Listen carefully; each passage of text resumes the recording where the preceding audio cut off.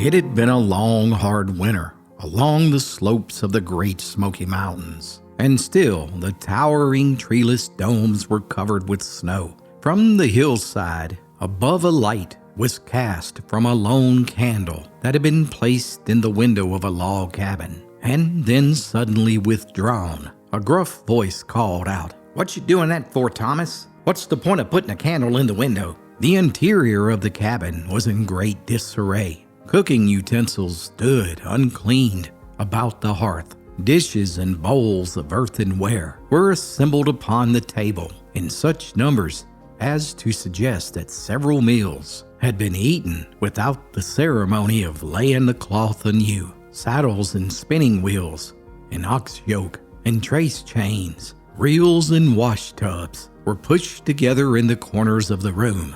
"I've seen Sadie do it," he said, excitedly justifying himself. "I noticed she set the candle in the window last night after supper." He glanced about uncertainly, and his patience seemed to give way suddenly. "Dad burned this old candle. I don't know where to set it," he cried desperately, as it flung from him and fell upon the floor close to the wall. "I know exactly why Sadie set that candle out last night," his brother Samuel interrupted abruptly. "It was a sign to that derned Aslam Kittredge." The other two men turned their heads and looked at the speaker with an intensity of interest. "I saw that candle when I was coming home last night," he continued. "It shined down the slope across the river, and through all that laurel, it looked plumb like a star that had fallen to the earth in the pitch-black night sky. I don't know how I suspected it, but as I stood there and gazed, I felt that somebody else was a-standing, and a-gazing too, on that footbridge up ahead of me. Now, I couldn't see him, but as I went on, I started whistling to make him think that I never suspected anything. And as soon as I got back to the house, I told Dad that he better be looking after Sadie, for I believed that she had set her head to run away and marry Aslam Kittredge. Well, I ain't right up and down satisfied that we ought to done what we done," exclaimed Thomas fretfully. "It don't appear exactly right for three men to fire on one." Old Joel Quimbley was sitting in his armchair in the chimney corner, and he suddenly lifted his head, a thin head with fine white hair, short and sparse upon it. His face was lined with a pointed chin and an aquiline nose. He maintained an air of indignant and rebellious grief, and had thus far sat quiet, with gnarled and knotted hands on each side of his chair. His eyes gleamed keenly from under his heavy brows as he turned his face upon his sons. "How could we know that there weren't but one of them last night? Nobody would expect us to know that." "Well, that's the gospel truth," exclaimed Samuel. "Just look at the facts now. It was plumb black midnight when we heard that man getting over our fence. So naturally we grabbed our rifles and we started peeking through the chinking when we caught a glimpse of him by the candlelight that was sitting in the window. It was only right to fire away to defend our home." "Well, since we shot him, we should have at least killed him," growled Thomas. "And there came Sadie, running out and screaming, 'He's dead, he's dead, you've shot him dead.' But once we got out there with our lantern, there was just a pool of blood in the doorway and bloody tracks leading down to the laurel. And now Sadie's gone," cried the old man, smiting his hands together. "My little daughter, the only one that's never given me any trouble. And here she's run off and married Tom Kittredge's grandson and Joseph Kittredge's son, when our folks ain't spoke to the Kittredge clan for over 50 years, ever since they branded your granddad's cattle with their mark and stole 6 head of cattle from our family. And y'all remember in revenge when Granddad shot old man Kittredge, shot him right in the shoulder, and the doctor had to take his arm off. And now, every time I go past that graveyard, I can feel his fingers around my throat." "Well, it appears like this morning was another good time to get our rifles out," remarked Thomas. "When Pastor Bates came up here and told us that he had married Sadie and Aslam Kittredge, who was laying on his deathbed. And then he took his hat off and said, 'Thank the Lord, this ought to heal the breach and end the feud between the families.' And I said then, 'Pastor, the only way I'll forgive any Kittredge is when I'm standing over his grave.'" Old man Quimbley nodded in agreement. "For the life of me, I can't figure out why Sadie took up with this here Aslam Kittredge. They say he's only got a little chance that he'll ever pull through and get off of his deathbed. The preacher said that he never would have made it home if Sadie wouldn't have helped him. She just took him and drug him to her horse, though I don't see how she did it, as slim as a little critter that she is. And then she rode with him 2 miles up Thunderhead Mountain, all through the night. Well, so be it. She's made her choice. And I tell you right now, I'll never call her my daughter again. She's a Kittredge now, declared the old man, with his jaw shaken.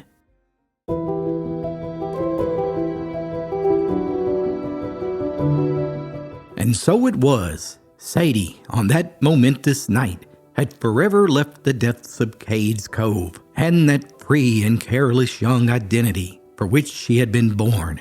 And now she lived among her hereditary enemies on Thunderhead Mountain, a feud so old that it had existed long before she ever drew her first breath on this earth. And as fate would have it, her new husband, Aslam Kittredge, would slowly regain his strength and vitality as he rallied from the gunshot wound inflicted by Sadie's father. And now in her new life, Sadie began to notice covert, unfriendly glances from her husband's brothers that they cast upon her, and even the bitter resentment of her sister-in-law. And now and again, she caught her new mother-in-law casting long, lingering, curious gazes in the new bride's direction, and even heard her over say, "I never thought I'd see the day that we'd have a Quimbley living up here in our house and calling herself a Kittredge." It was clear that although Sadie's last name was now Kittredge, the young woman knew for certain that she was an alien wife.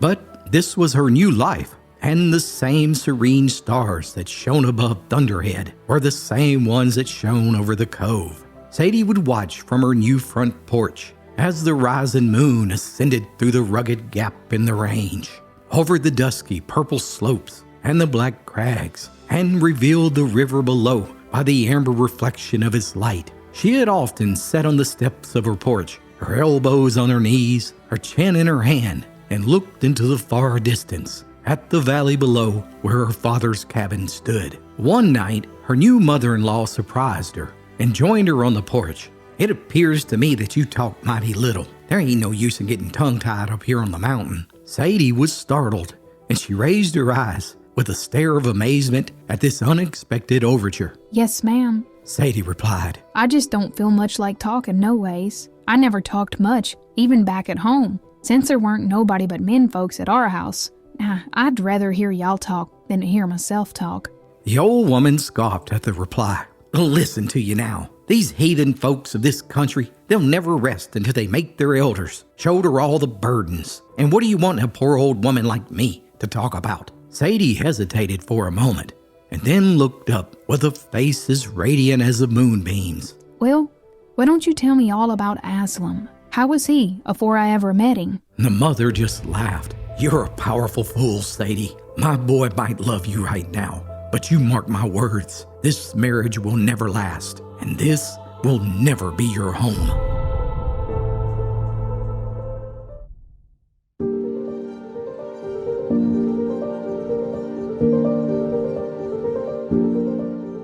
The following year, Sadie welcomed her first newborn son into the world, and soon, wagging tongues all over the mountain and down in the cove began to talk about a possible end to the long-time feud. Many rumors of a great peace on the mountainside came to Sadie's father's ears, but he just grew more testy by the day, and he also grew visibly older.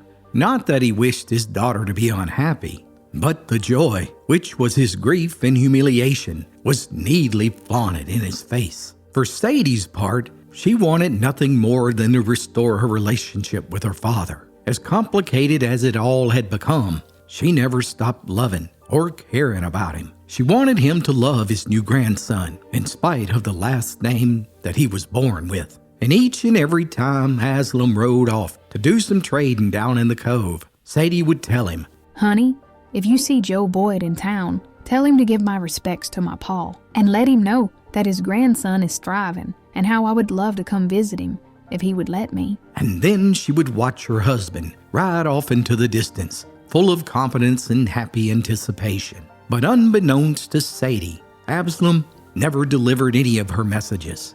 In fact, he hated her father more than anything in this world. The feud was still alive and well in his heart. Thus, time and time again, no message was ever delivered to the old man, and no response was ever returned to his daughter.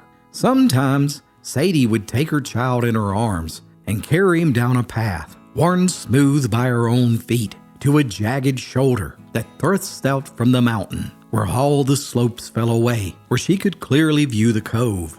There she could discern the orchard next to her father's cabin. She saw the cows coming to be milked, clanking their horns tunefully, and fording the river that the sunset had emblazoned upon it. And there were the chickens going to roost among the azalea bushes, and the lazy old dogs that were astir on the porch. She could picture her brothers at work about the barn, and now and again she would see a feeble, white-haired old man who walked gingerly with a stick. Oh, Pa, if you would even just give me just a half hour to come and ask for forgiveness, she would cry. It had been 2 years since old man Quimbley had shot Aslam Kittredge, and Sadie had eloped with him and gave birth to a child. 2 years of bitterness in old man Quimbley's heart, and although deep down inside he loved his daughter, his stubborn pride wouldn't allow him to forgive her. And there was nothing he hated more in this world than his daughter's husband. Worst of all, never in the old man's wildest dreams did he think that his first and only grandson would bear the last name of the hated Kittredge clan. It all came to a head in the spring of 1894, when all the folks from the cove and the mountain had made their way to Maryville for county court day. As Mr. Quimbley awaited in the lobby, he suddenly caught sight of Aslam, who was apparently selling some of his animal furs that he had brought with him. I'll take $1 for each wolf scalp and 50 cents for the panther, Aslam announced to the small crowd that had gathered to examine the hides. Old man Quimbley made his way to the front of the crowd and spoke up. Well, let me examine that there wildcat scalp. I want to see if it ain't taken off the head of some old tamed tomcat. And this here wolf hide, well, that seems about right, that a Kittredge would be trying to sell it, since Kittredges and wolves are exactly the same animal. The only thing they're good for is thieving. The words in the high-cracked voice rang from the bare walls to the bare floors. As he tossed the scalps back down, silence fell over the crowd. And Aslam, well, he spoke up. Any man that says a Kittredge is a thief is a lie. And I tell you right now, those are fighting words. I don't care how weak you are, old man. But Quimbley, he just took a step closer. You heard what I said, Kittredge. You're a damn thief, and you stole my daughter. You can't steal the willin', old man. Damn you, Kittredge. To hell with the whole tribe of you. The old man yelled as he reached for his sidearm. Squire, squire, interposed the judge who was standing nearby as he took the old man by the elbow. Just quiet down some. You're cussing your own grandson. And Kittredge let his gun slip from his shoulder, with the butt ringing heavily as it struck the floor. I ain't gonna stand here and take this from this old man. We'll settle this right now, he said as he stepped closer. And just then, the justice of the peace stood between the two bitter enemies. Now I'm warning both of you, there ain't gonna be no bloodshed here in the courthouse today. Somehow, violence had been averted, but both men swore that this matter was far from over. Get someone you love the gift of old-fashioned storytelling. 2 volumes packed with stories that'll make your heart smile.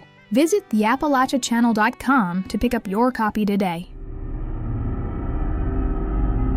Back on Thunderhead, Aslam spoke to his wife. I saw your father today, and he gave me a cussing in the courtroom, right there in front of everybody. He cussed all the Kittredges, all of them, including him, he said as he glanced in the direction of the cradle. He cussed him black and blue, and he called me a thief for marrying you. Sadie's face turned scarlet and then pale. She sat down, her trembling hands reaching out to rock the cradle, as if the youthful Kittredge might be disturbed by the malediction hurled upon the tribe. But he slept sturdily on. Well now, she said, making a great effort at self-control. Don't mind what he said. You know he's just powerful tired. Besides, how would you feel if somebody you despised came and took our son away from us forever? I'd cut their hearts out, and then I'd chop their heart into mincemeat, he said with prompt barbarity. Sadie, I'm going to tell you all about it. I just called the law on your pa, and if they don't make this right, I'll head down to that cove myself and finish this once and for all. The law? And just what do you plan to do to my paw? Does that make you feel like a man, to try and hurt an old man who can barely walk? Your son's grandfather, and my father. You ought to be ashamed of yourself. So help me God, if you hurt him, I'll never forgive you, and I'll never speak to you again as long as I live. You watch your words, Sadie. No woman of mine is going to talk to me like that. You best get your mind right, gal, or else I'll give you a little taste right now of what I'm going to give your father. With that, the mountaineer grabbed his hat and walked out of the cabin.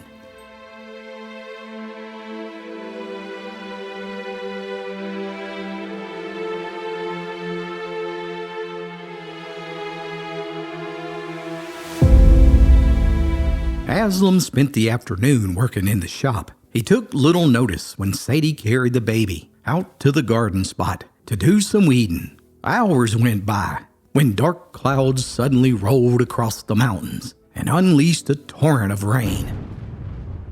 But when the husband ran out to the garden to fetch his wife and son, the only thing he found was a few swaying shrubs. Sadie was nowhere to be found. Around nightfall, Mr. Quimbley noticed, through the slanting lines of rain, that there was a woman crossing the footbridge near his farm. Something was familiar about her as he stood gravely staring. Her sunbonnet had fallen back upon her shoulders and was hanging loosely there by the strings, tied beneath her chin. Her brown hair, disheveled by the storm, tossed back and forth as she was completely soaked.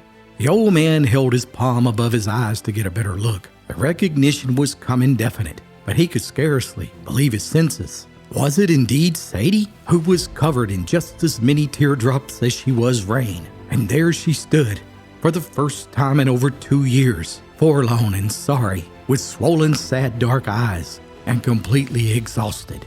Resentment for the domestic treachery was uppermost on the old man's mind, and he demanded quickly, once she had advanced within the sound of his words, "What have you come here for?" And just then, he noticed that the bundle that she was clasping gave a dexterous twist, and a small head with yellow downy hair was thrust forth with a pair of fawn-like eyes fixed in an inquiring state upon the old man. There was his grandson, whom he had never seen with his own eyes until this moment. And standing in the rain, the father had no questions to ask, nor did the daughter. Instead, he caught her in his arms and gave a great cry of joy.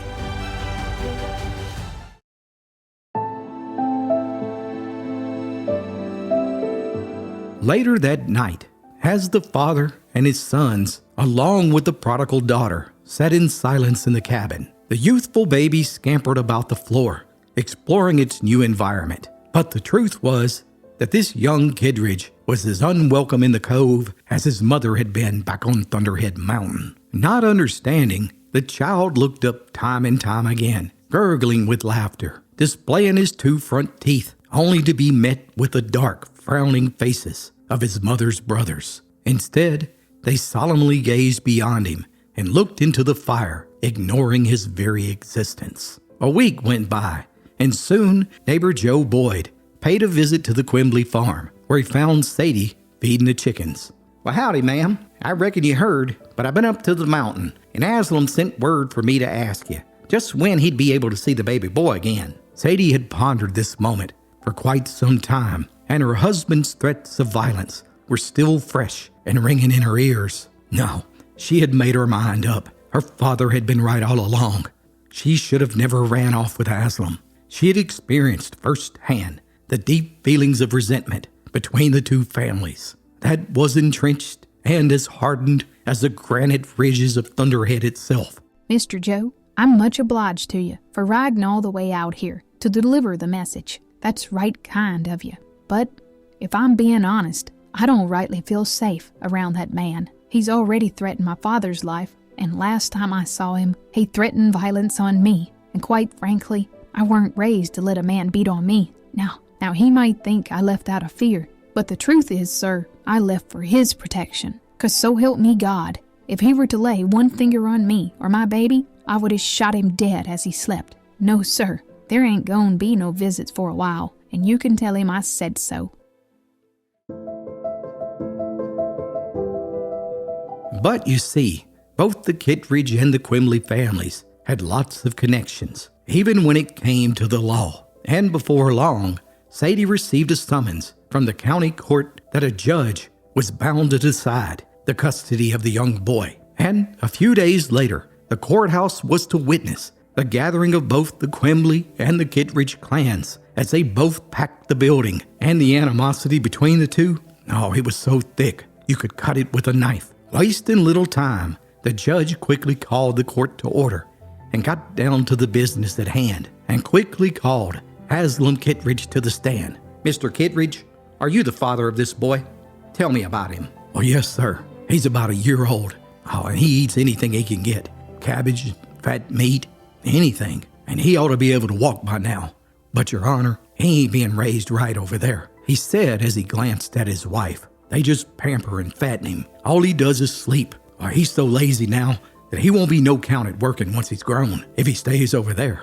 For the next 2 hours, a steady stream of Kittredge and Quimbleys took the stand, one after another, and gave reasons why the other family was unfit to raise the child. And finally, without any emotion, the judge simply gave the order for the young child to remain in the custody of the mother. Half the courtroom cheered, and the other half groaned in protest to the judge's verdict. As the Quimbley and the Kittredge factions poured into the hall, the sheriff had feared violence so much that each family was led out opposite ends of the courthouse, where nearly 30 deputized men stood guard. And as Sadie held the baby boy in her arms in the front seat of her father's wagon, Haslam approached and spoke. "You're going to regret this," he said in a threatening manner. "I'll take special pains for that. I promise you. You may have won today, but it's only for a short time, and then he'll be mine." He's my boy, and he'll always be my boy. Just you wait and see. "Well, that's where you're mistaken, my dear. I won't wait. And when I take him, I'll take him out of the state of Tennessee. You'll see." As strong as Sadie had tried to be, deep down, she trembled at those words. Her boy wasn't safe, and it was clear that the judge couldn't protect him or her. She feared that this was all about to come to a violent conclusion at the hands of hot-headed men and rifles.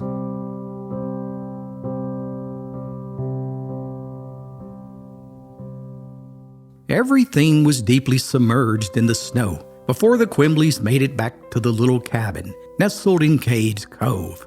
Everything was covered except one side of the fodder stack that stood close to the barn. Sadie stopped and gazed at it for a moment. In surprise, the snow had slipped down from it and laid in rolls and piles about the base. Just then, she turned and glanced over her shoulder and saw tracks in the snow, shapeless holes that were filling fast with snow.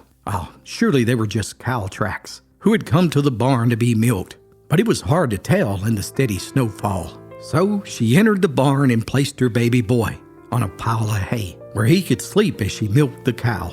In the distance, she noted the sounds of her brother's axes, busy at work at the wood pile. But what she failed to see was the crouching figure that came cautiously, burrowing out from the shadows. There, Haslam rose to his full height, looking keenly about him as he stole noiselessly in the soft snow towards the stable. And there he peered through a crevice in the wall at his son. And seeing his chance, he slipped into the barn where his mother's watchful eyes were shaded and obscured by the cow. The child was pensive and silent, and tenderly he laid upon the straw. Haslam's horse was waiting a mere 10 steps away. Surely he would scoop up the baby and disappear to North Carolina, but he must be quick. Sadie's entire world was about to be shattered. And just then, something came over the mountaineer as he watched the boy sleep on the straw with the snow falling just outside. It was like a scene out of the Bible. Just as Jesus had slept, his heart was suddenly convicted, and he was torn. And in the next instant, he turned suddenly and ran hastily through the snow, crashing into the cedars before mounting his horse and galloping away. Hearing the rustling, or maybe it was a mother's intuition, Sadie rose and instantly saw the set of fresh boot tracks. She knew those boots. Her heart was gripped in panic as she ran to see if the baby had been stolen from her. But to her surprise, the baby was still there, with one of his father's gloves gently laying on his shoulder. Family feuding and redemption. Despite the generations of bitterness, there was suddenly room for healing. The moment when Aslam saw his son sleeping like the Christ child was particularly powerful for him. A quiet, deeply human moment of eternal reckoning. For Sadie, her journey from a young woman swept up in passion and defiance to a mother who fiercely protected her child was now complete. And for her father, old and set in his ways, he ultimately found the greatest love for his grandson, despite the last name that he bore. A true testament that the passage of time was proof that even the softening of the hardest hearts was possible.